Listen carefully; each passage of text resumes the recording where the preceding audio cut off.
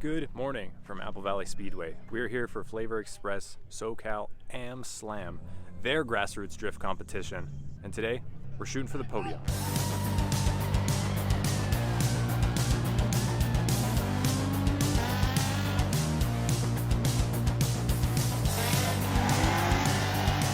That's right, we're here for a drift competition at Apple Valley Speedway. Really looking forward to it. As I've talked about before, that's kind of the goal this year, is to drive as many competitions as I can and to really grow as a driver. So I'm out here to compete, and we're going to do our best to make it to the podium, or at least make it further than we did at the last competition. But I think the drivers' meeting is about to start, so let's get the day going. Did everyone get a copy of the rule book? Yes. So you know the tire rules, right? All right, driver's meeting's done. We just got some tires mounted. What makes this comp a little bit different than, let's say, roulette is there is a 235 tire rule versus our 265 tire rule. So I had to get a bit smaller tires, but I'm gonna be running the same compound that I'm used to, so that should make things pretty comparable. Just a little bit less width on the tire.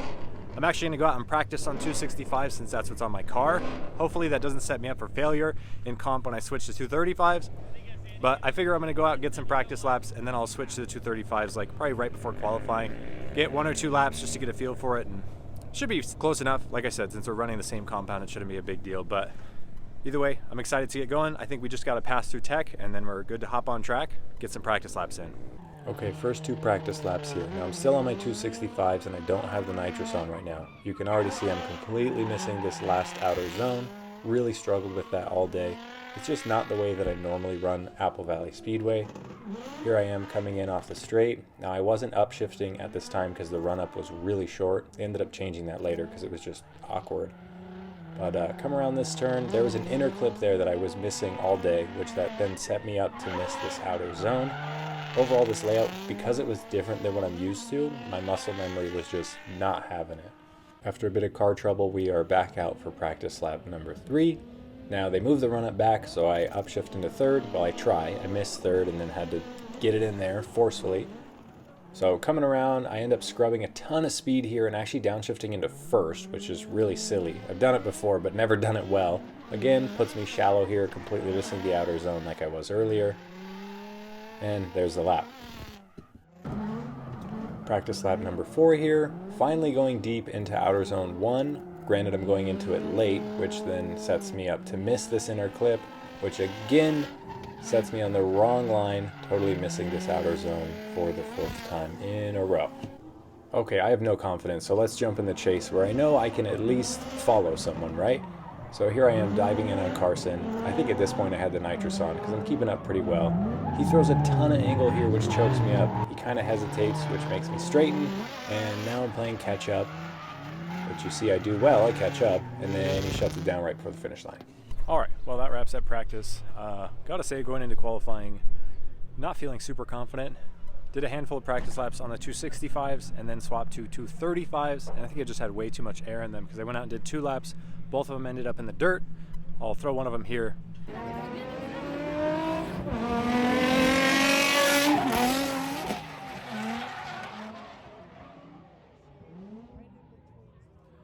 So I really just need to work on where I'm at, like zone-wise. I'm just entering in the wrong spot, and it's putting me in the wrong spot, which then I have to make up for it by kind of like reinitiating and going deeper, and that's what put me off track.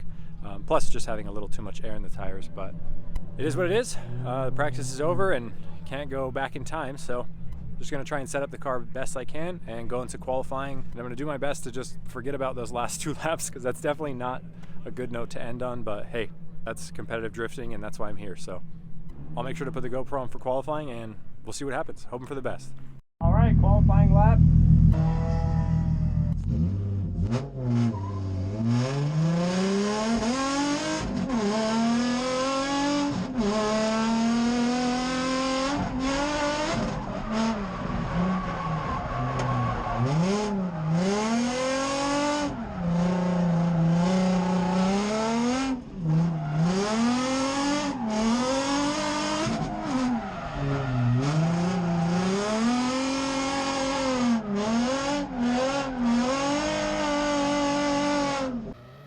Here's some drone footage of my qualifying lap. Now this really shows exactly what happened. So we initiate at the 2 cone pretty deep, miss the first half of outer zone 1. I finally get out there and I stay out there pretty deep. I'm happy with at least the second half of that. This is the inner clip I kept missing all day. That's supposed to be an inner clip and I'm almost hitting it with my rear bumper. That sets me up to draw the wrong line around this, which makes me miss the entire outer zone. And the last touch and go, that's an easy one. All right, qualifying's over. Was it my best run ever? No. Was it my best run today? Yes, and I'm cool with that. I was able to kind of shut my brain up and go put a lap down.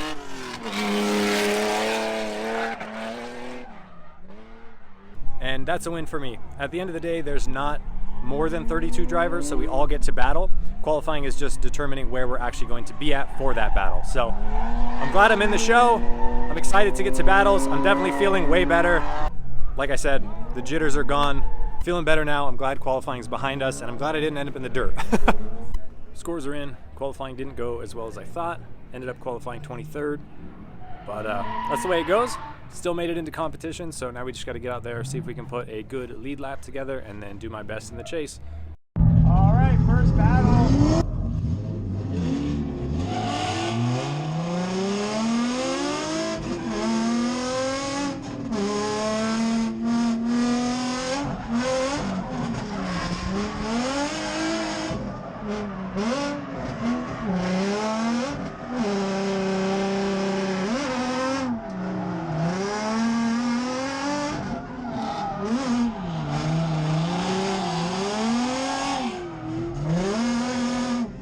So here's an outside look of the first lap of my first battle. I'm chasing first, and you can see I initiate a little far back, but not too bad. I start to catch up, but I'm kind of just managing the distance. I'm not being super aggressive. And he kind of jumps on me here, so I end up cutting the line so I can catch up, which is that dive you see there. And I maintain a decent proximity there, but you got to remember the sacrifice I made to get that. So let's switch places and see if I can put down a lead lap now. All right, now it's my time to lead.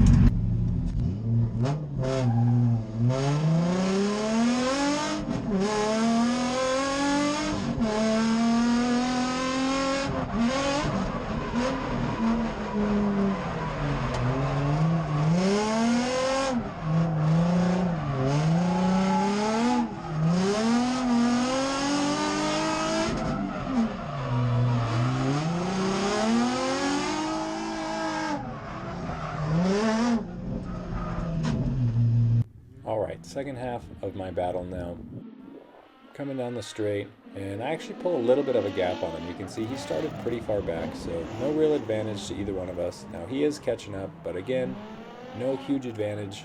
This is it right here. This is the nail in the coffin. That transition, getting right up on my door, and then he just stays there. Absolutely glued. The second half of his chase run was so good. Absolutely, that is the reason he won this battle.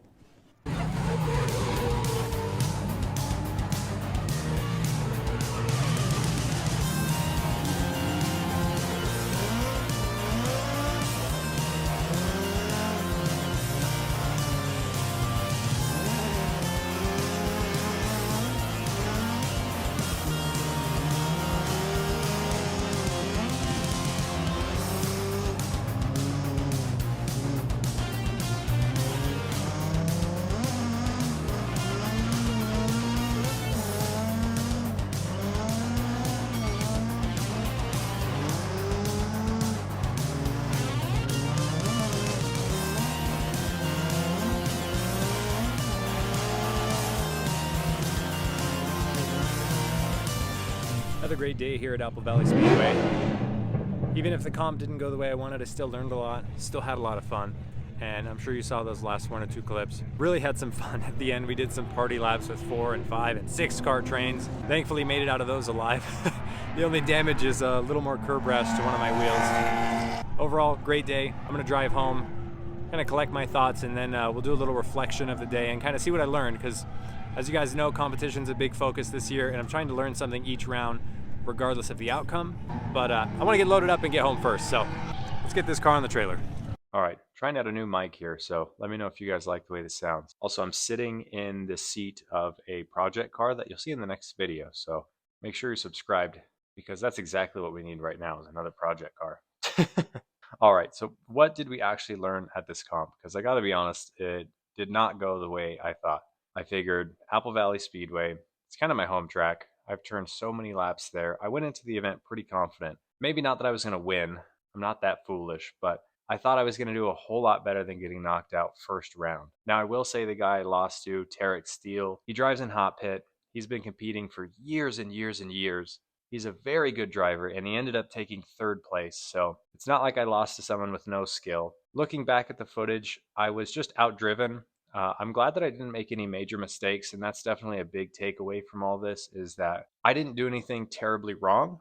I just wasn't good enough, which sounds silly, but considering I went flying off track the lap before qualifying and the lap before that, and the laps before that I was like straightening out and making really big mistakes. I'm glad that I was at least able to pull it together for competition, and I didn't lose because of a dumb mistake. I didn't lose because my car was set up wrong or because I had a mechanical issue. And I actually didn't even talk about that. The car had some issues at some point. I thought I recorded a clip talking about it, but that was one of the reasons I only got a handful of practice laps. And again, more excuses, but at the end of the day, I'm happy that I was able to go out, put 2 laps together that were decent.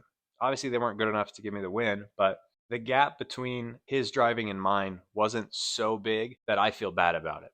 So if I'm going to take a loss, that's how I want to take that loss. Now, when I think about what we could do different next time, one of the things that would really help is having someone there to actually help. I went there with no one. Now, I had friends there. Most of them were driving, and some friends showed up later in the day. Shout out to Hennessy. Thank you for coming out. He filmed my qualifying lap, and I was able to at least look at that. He filmed my battles, so I was able to look at those after the fact. So I mean, I had some people that helped, but like I could have benefited from a spotter, someone with a walkie-talkie telling me, hey, you're completely missing that zone. You got to change some things. So definitely going to work on that. But more importantly, the biggest takeaway I got from all this is that I need to be better at adapting to changes in layouts, at Apple Valley especially, because I've done so many laps there. I've done more laps at AVS than I have at any other track. I'm talking hundreds and hundreds of laps at that track.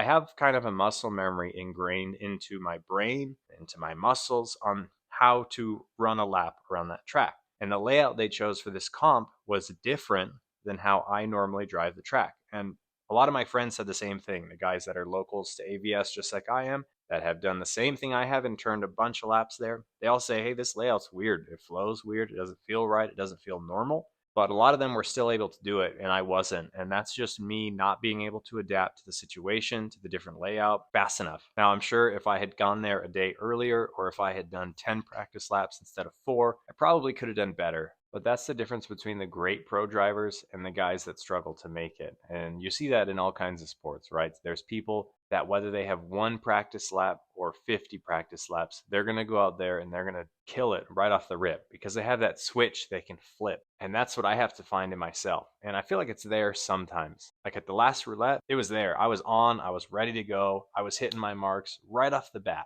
Well, after we fixed the alignment issue, but it just wasn't there this time. And maybe it's because I was just lacking the confidence because I couldn't figure out the layout, or I don't really know what it was. But that to me is the number one thing that I have to fix, is the ability to just be 100% regardless of the situation, regardless of if I get 1 practice lap or 20 practice laps. I need to be able to throw down when I'm up for battles or up for qualifying or whatever it is. I have to be able to flip that switch. And right now it's more like a dimmer that I can only turn up from 0 to 2. That's what it feels like, at least. It's not an on-off, that's for sure. But like I said, that's the whole goal for this year, is to get out to as many comps as I can so I can develop that skill set and be able to flip that switch and go from chill mode to kill mode, or whatever you want to call it, 0 to 100. That's the goal, and we're getting there. Little at a time, and that means I'm probably going to lose more and more battles. I might get knocked out in the top 32 again. I might not even qualify one of these days that I go to some event, who knows? But I can promise you one thing, and that's that I'm going to learn from every single one of these events. I'm going to do the best that I can, and I'm going to document the whole thing along the way, take you guys along with it, even if it's not fun, even if it sucks to lose. It's all part of the experience, and I hope you guys are enjoying it. If you are enjoying it, give this video a thumbs up. You know what to do. Make sure you hit that subscribe button. I can't wait to show you guys the new project car. But until then, I'll catch you in the next one.